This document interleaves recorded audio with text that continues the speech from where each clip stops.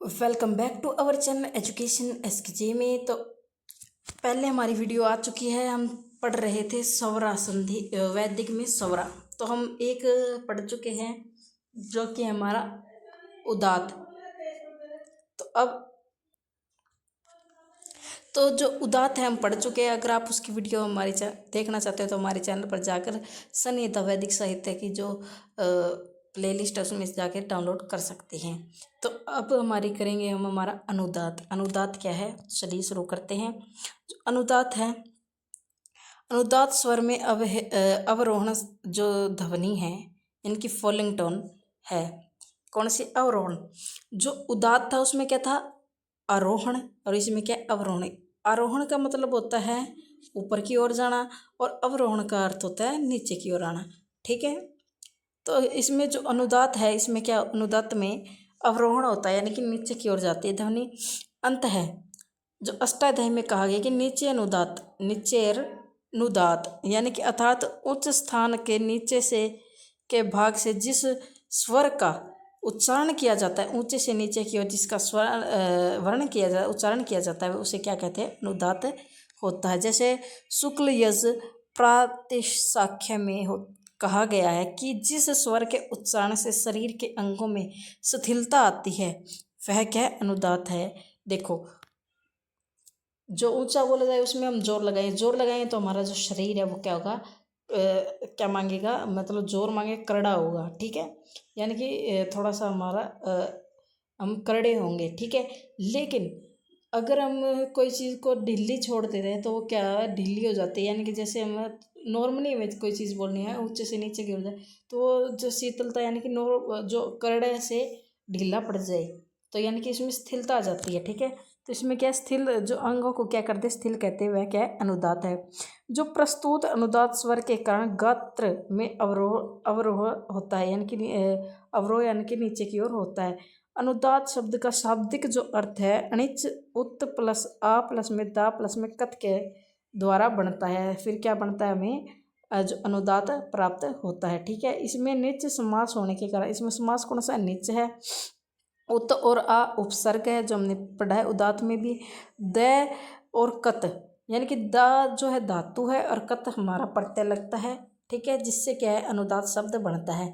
भाव यह है कि इसमें जो पाणिनि द्वारा लिखा गया है कि नीचे उदात इति अनुदात यानी कि जो शब्दों को नीचे की ओर बोला जाए यानी कि ऊपर से नीचे की ओर बोला जाए, जिन शब्दों की ध्वनि नीचे की ओर जाती जाए वो क्या है? अनुदात होते हैं। शरीर के अंगों का ढीला पड़ना, निश्रित वायु का मंदम और कोमलता से अनुदात हो जाता है। यानी कि इसमें क्या जो वायु क्या है? मंद हो जाती है और जो शरीर की जो ढीला पड़ जाता है और जो ध्वनि है मंद हो जाती है। लेकिन जो उदात में क्या है? इसका उल्टा होता है। ठीक है।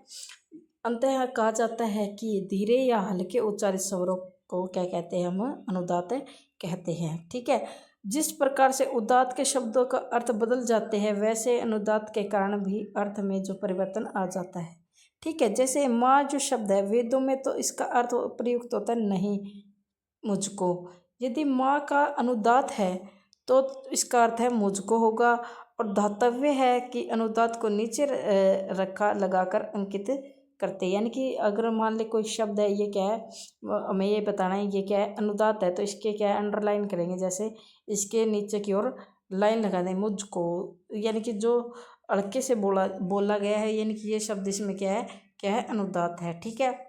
आगे हम इसके क्या प्रमुख जो प्रकार है हम आगे पढ़ेंगे। तो आइए पढ़ते हैं।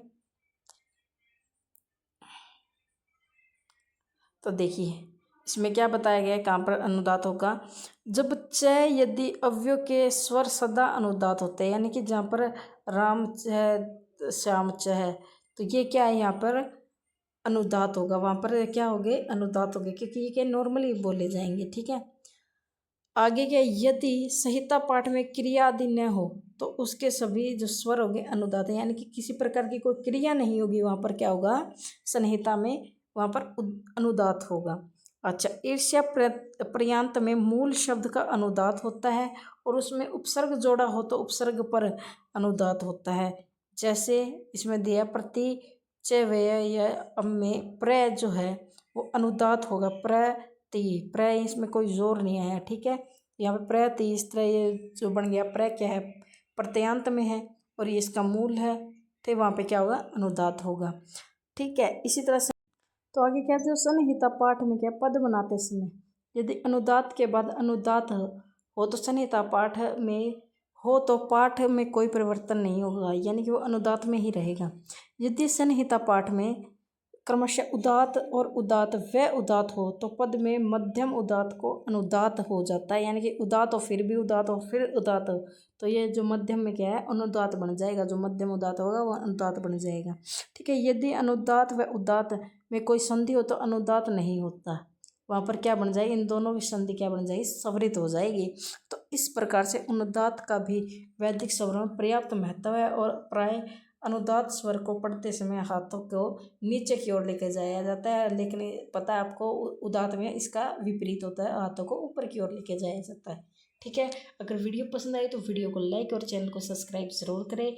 और इससे जो रिलेटेड उदात की वीडियो अगर आपको देखनी है तो हमारे जो चैनल पर जाकर प्लेलिस्ट है सन्निहिता वैदिक साहित्य, उसमें जाकर आप देख सकते हैं। उसमें सभी प्रकार के जितने भी टॉपिक है हमारे सन्निहिता वैदिक साहित्य की जो बुक में, सभी के सभी टॉपिक्स की वीडियो डली हुई है। और हमारे बेल आइकन ज़रूर दबा लें ताकि आपको नई आने वाली वीडियो आपको मिलती रहे। Thank you.